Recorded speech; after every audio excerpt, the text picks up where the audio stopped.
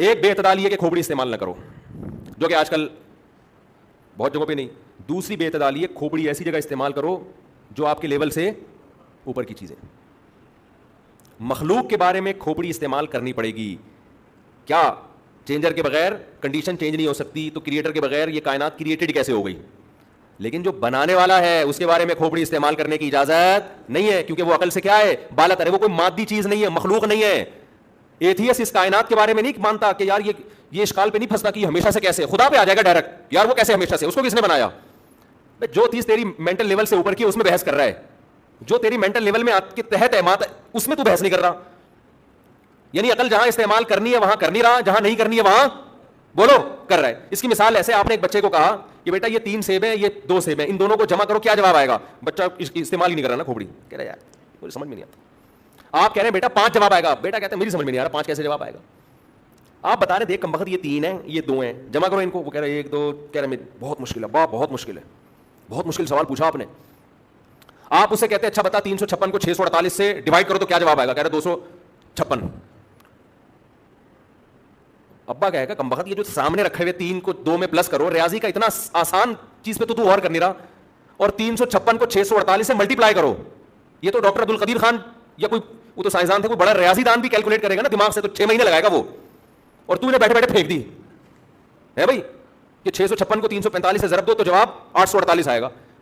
یعنی ایک طرف دعویٰ کر رہے ہیں کہ میرا دماغ اتنا چلتا ہے کہ جو کام کیلکولیٹر کے بغیر ممکن نہیں ہے وہ تو 2 منٹ میں کر کے دے رہا ہے، اور جو آرام سے 2 اور 2 4 کی طرح اس کے بارے میں کہہ رہے ہیں ہماری سمجھ سے کیا یہ بالا تر. تو یہ بے اعتدالی ہے یا نہیں ہے کہ جہاں عقل استعمال کرنا آسان ہے وہاں کر نہیں رہا، جہاں جب تک بہت زیادہ کوئی ذہین نہ ہو 656 کو 648 سے ملٹیپلائی کر سکتا ہے بیٹھے بیٹھے، اللہ یہ کہ پریکٹس کر کے وہ بہت ہی ہوتے ہیں کچھ اس طرح کے جو سارا دن یہی کرتے رہتے ہیں بیٹھ کے، وہ ایسے فنٹر بن جاتے ہیں. لیکن نارملی یہ ممکن نہیں ہے.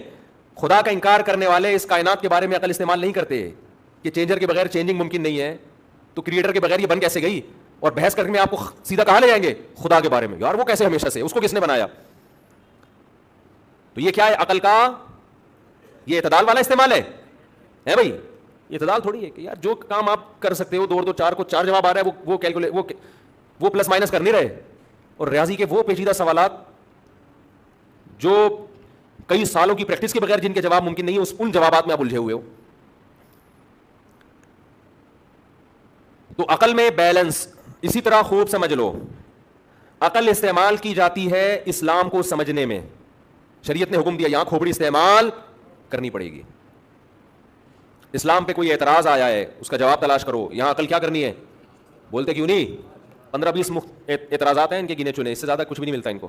15-20 بھی میں نے بہت زیادہ کر دیے. 2-4 ہی ہیں. ایک جہاد پر اعتراض ہے، ایک وہ نبی کی شادیوں پہ اعتراض کرتے ہیں، اور عورتوں کے حقوق پہ دیتے ہوئے حقوق پھر بھی نہیں ہیں.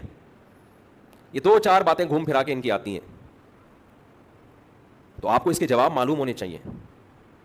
خدا کے وجود کے دلائل معلوم ہونے چاہیے. پیغمبر صلی اللہ علیہ وسلم کی نبوت کے دلائل معلوم ہو. یہاں عقل استعمال کرنی ہے تاکہ آپ کا ایمان ڈگبگائے نہیں.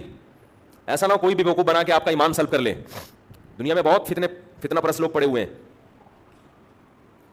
لیکن جب عقل استعمال کر کے پتہ چل گیا کہ اللہ اللہ ہے، محمد صلی اللہ علیہ وسلم اللہ کے رسول ہیں، اب ان سے ہر بات پہ دلیل نہیں پوچھی جائے گی کہ نبی نے یہ فرمایا تو کیوں فرمایا جی آپ نے، یہ اس کی لاجک کیا ہے. کیوں؟ اگر آپ کو ہر بات عقل سے سمجھ میں آنا ممکن ہوتا تو پھر اللہ کو پیغمبر بھیجنے کی کیا ضرورت تھی؟ اللہ یہ کہتے خود ہی عقل استعمال کر کے فیصلہ کرو صحیح کیا ہے اور غلط کیا ہے. تو اللہ کو پتا تھا تمہاری عقل محدود ہے، ایک حد تک سوچے گی، اس سے آگے عقل کے گھوڑے دوڑاؤ گے تو یہی عقل تمہیں کیا کر دے گی؟ گمراہ. لہذا یہ عقل وحی کی تعلیمات کے اندر اندر ہونی چاہیے. خدا سے آگے نکلنے کی کوشش نہیں کرنا. اگر خدا کے کوئی حکم تمہاری سمجھ میں نہ آئے تو کہہ دینا اللہ زیادہ جانتا ہے، ہم کم جانتے ہیں، ہماری عقل کیا ہے؟ ناقص. یہاں بھی مذہبی لوگوں میں بے اعتدالی ہے. بعض عقلی استعمال نہیں کر رہے. اللہ کے وجود کے دلائل، قرآن کے برحق ہونے کے دلائل، یہ تو عقل سے ہی سمجھ میں آئیں گے. لیکن جب عقل سے سمجھ میں آ جائے کہ یہ برحق ہیں، اب ان کے ہر احکام، ہر حکم عقل سے سمجھ میں آنا ضروری بولو نہیں ہے.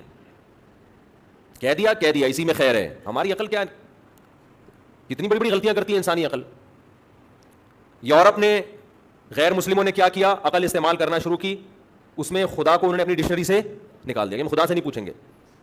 اس عقل کا نتیجہ ہے کہ ہومو سیکسولیٹی جیسا گندا پلید عمل اس کو کیا کر دیا؟ لیگل. نہ صرف لیگل بلکہ اس کو اپریشیٹ کر رہے ہیں. جو ہمارے ہاں سب سے بڑی گالی, اس سے بڑی گالی کوئی ہے؟ کوئی رشتہ لینے کے لیے آئے آپ کے یہاں, لڑکا کیا کرتا ہے جی, لڑکوں کا شوق رکھتا ہے, آپ دو گے رشتہ اس کو اپنی بہن بیٹی کا؟ بولے کہ دفعہ ہو یہاں سے, پھر تو شادی کیوں کر رہا ہے؟ کہتے دونوں شوق ہیں اس کو, اس لیے شادی کر رہا ہوں.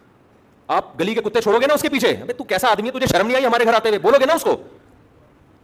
لیکن مغربی اقوام کے جو بڑے بڑے ذہین دماغ ہیں وہ کہہ رہے ہیں اس کو اپریشیٹ کرو, یہ آزادی کا قائل ہے, یہ بیوی کو بھی آزادی دے گا کہ اگر اس کو بھی, مجھے تو یہ بولتے ہوئے بھی بے غیرتی لگ رہی ہے ممبر پہ یہ باتیں کرتے ہوئے, کہہ رہے ہیں یہ تو آزادی ہے بھائی, ہیومن رائٹس, انسانی حقوق ہے, اس کو شوق ہے تو ہر آدمی کے اپنے شوق ہوتے ہیں.